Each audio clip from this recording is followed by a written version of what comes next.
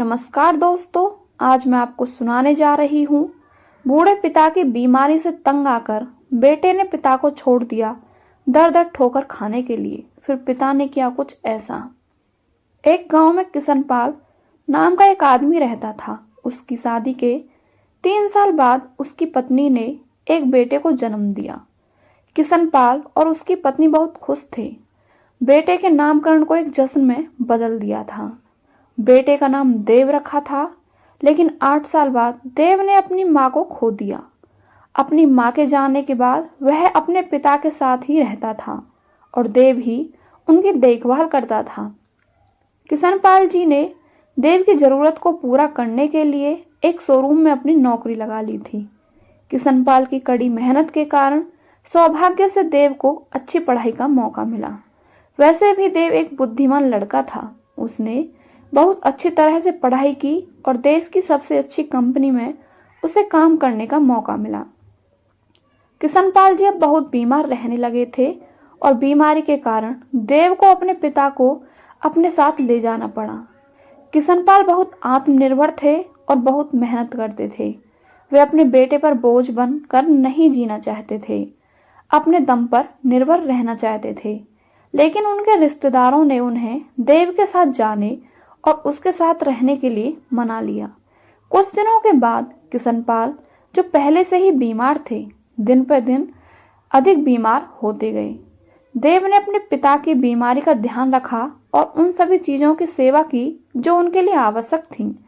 देव को अपने पिता की सेवा करने में हिचकने लगा। देव को अपने पापा की सेवा करना बोझ लगने लगा और अपने अंदर गलत विचार लाने लगा और जीवन के बारे में सोचना शुरू कर दिया, जिससे वह दुखी और गुस्से में रहने लगा। जब उसने अपने पापा को अनदेखा करना शुरू कर दिया, क्योंकि वह अपने पिता के साथ रहने और उनकी देखभाल करने से खुश नहीं था।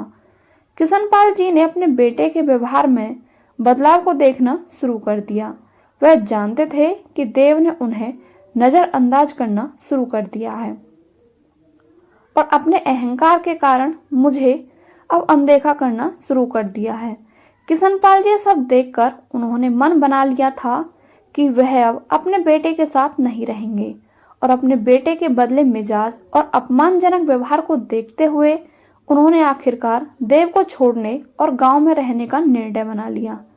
किशनपाल जी जानते हुए भी उन्होंने देव से अपना फैसला छिपा लिया, क्योंकि उन्हें पता था कि इस बात से देव को चोट पहुंच सकती है। इसलिए किशनपाल जी ने अपनी अगली सुबह तक इंतजार करने का फैसला किया और उसे बताया कि वह यहाँ से जाना चाहते हैं और अपने गांव में रहना चाहते हैं। शाम को जब देव घर वापस आया तो उसने अपने पिता से कहा कि वह उन्हें एक सैर के लिए ले जाना चाहता है। किशनपाल जी को इतनी खुशी हुई कि वह तुरंत अपने बिस्तर से उठ गए।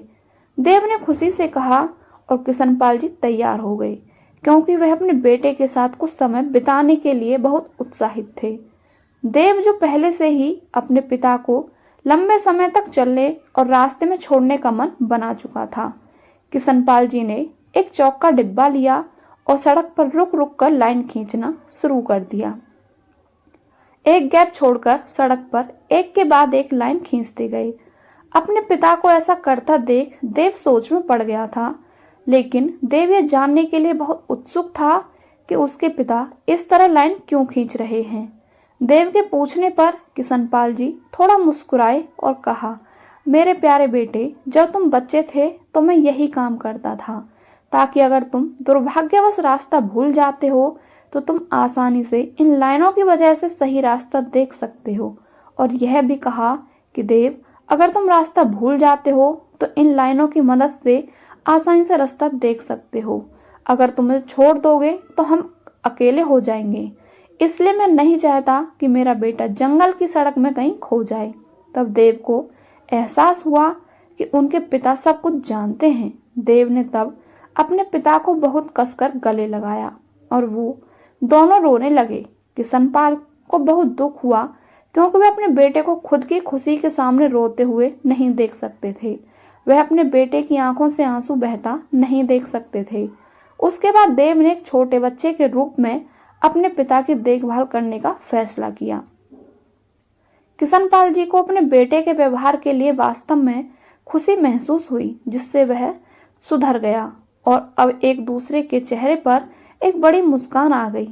दोस्तों, इस कहानी से हमें यही सीख मिलती है कि कभी भी अपने माता पिता को मत छोड़ो, उनके बिना जीवन अधूरा है। और यह मत भूलो कि अपने माता पिता के कारण तुम इस दुनिया में हो, और जब आप जानते हैं कि हमें उनकी आवश्यकता है, हमारे माता पिता हमारे लिए होते हैं, चाहे वह अच्छी हो या बुरी स्थिति हो। वे शब्दों में कठोर हो सकते हैं, लेकिन निश्चित रूप से वे दिल के नरम हैं। वो हमारे माता पिता हैं, वो सब जानते हैं कि हमारे दिल और दिमाग में क्या चल रहा है। आशा करती हूँ आपको हमारी वीडियो अच्छी लगी। आपका बहुत बहुत धन्यवाद।